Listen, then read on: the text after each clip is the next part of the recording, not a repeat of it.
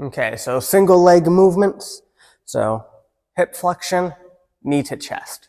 So one leg is going to support your whole body. So your one leg's pretty much stabilizing all that body mass. The other one's doing the movement. So hip flexion, knee to chest. Think of like when you're going upstairs, you have to bring that leg up. Or when you're walking, you gotta swing that leg kind of upwards to continue walking. So that'll be hip flexion. So again, stabilize, knee to chest, so like belly button and down. Then you got hip abduction, so have your toes kind of by the other ankles, so they're going a little bit posterior, and you bring them to the side and right back down. So since they're going a little bit back, you're focusing more on your glutes, your back of your body.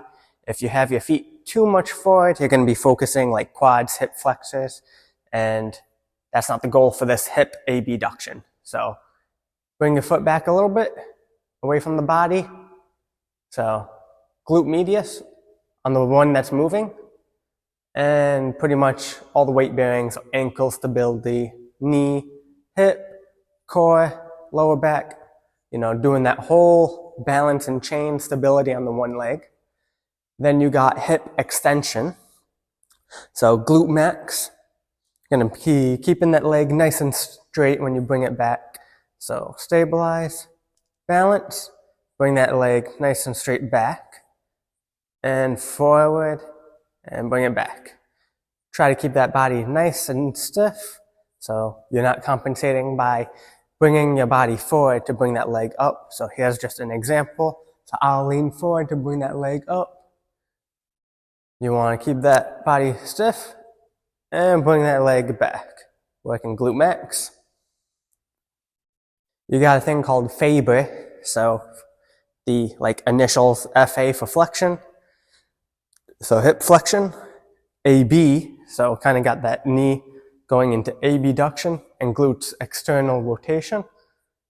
So kind of think like you're putting your socks or shoes on. So just to go over that again, Faber, so hip flexion, abduction, and then external rotation. So that's that. Call these half circles or rainbows. So kind of working on that circular motion / abduction. So you got the heels at the toes. You're going, let me repeat that so you get it good. So first, bring the hip up, so hip hike. So you're not dragging that foot on the floor. So hip hike it so it's in the air. And bring it outwards just a little bit, half circle, toes to heel, and bring it in the air. So notice how my foot isn't sliding on the floor. So make sure you do the hip hike first. If you don't do that, you got your hips kind of just foot on the floor, and you might slide it. So bring that hip up and do the circles. That'll be half circles, rainbows. You got what's called external rotation and internal. So you can do external rotation in two ways.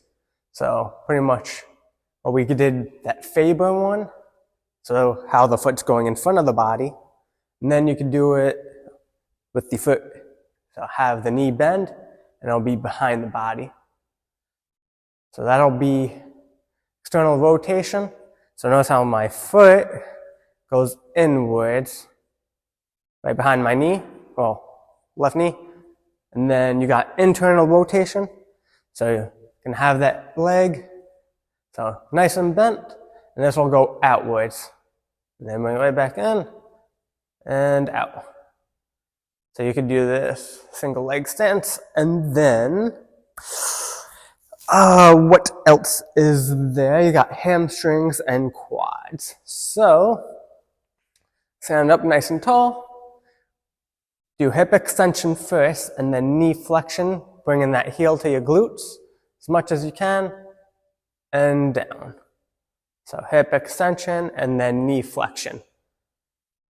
So hamstrings back here. And then next one, you got your quads. So kind of do the hip flexion, then kick out. So got the quads, extending your knee, and down. And then kick out. So quads.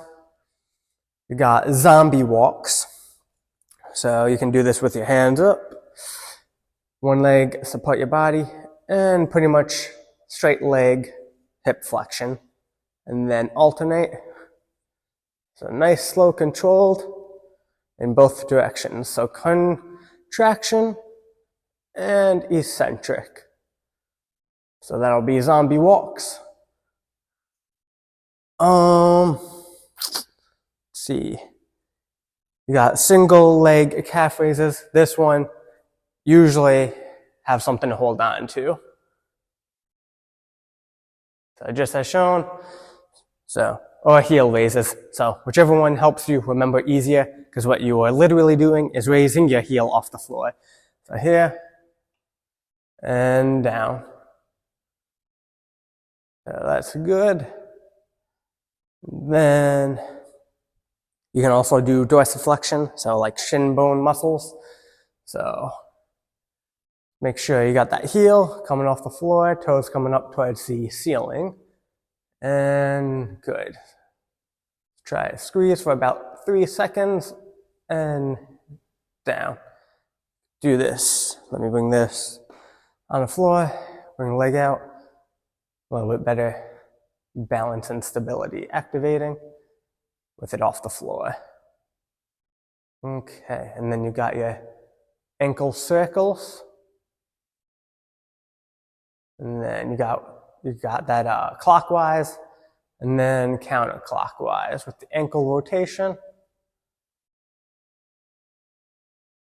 Good. And then you got forward and lateral. So I'll do like hip circles. So you got the hip flexion and same idea as you did with your ankle. So you're making circles one way and then circles the other way. So with that leg nice right in front of you. And then abduction, so right beside you. And circles one way. And then circles the other way. Okay.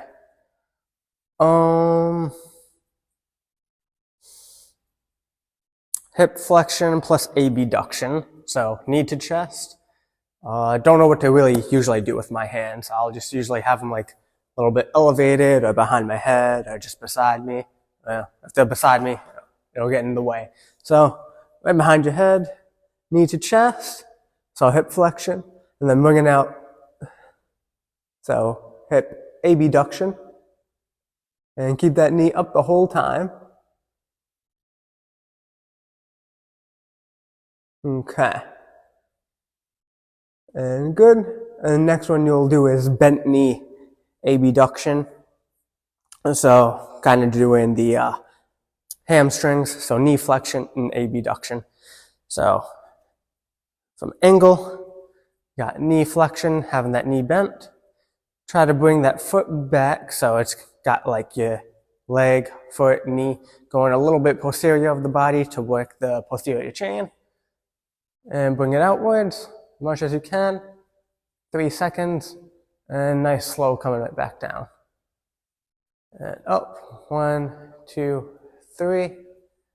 And one more. 2, 3.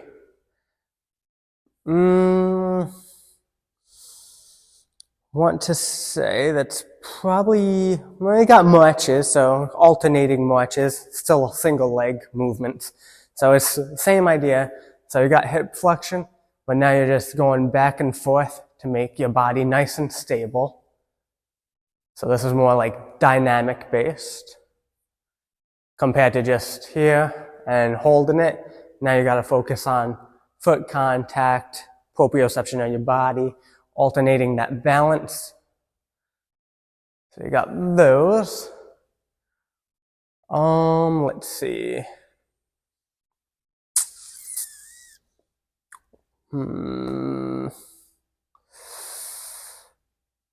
Want to say that's pretty much it that I could think of off the top of my head. Comment down below, there's probably a lot more single leg stance ideas / movements, but mainly focusing You got the whole stability on one leg, movement on the other leg, and that's it.